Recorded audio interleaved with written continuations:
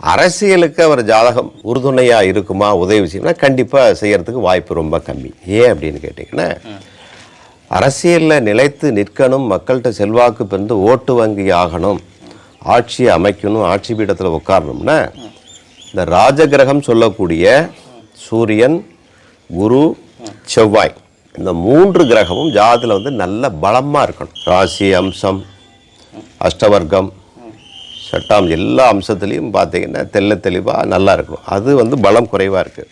இவருடைய ஜாதத்தில் பார்த்தீங்கன்னா சூரியன் பலம் இல்லாமல் சனி கூட சேர்த்து லக்னத்துக்கு 6 ராசிக்கு 12க்கு மறைஞ்சி கிரக யுத்தத்தில் இருக்குது.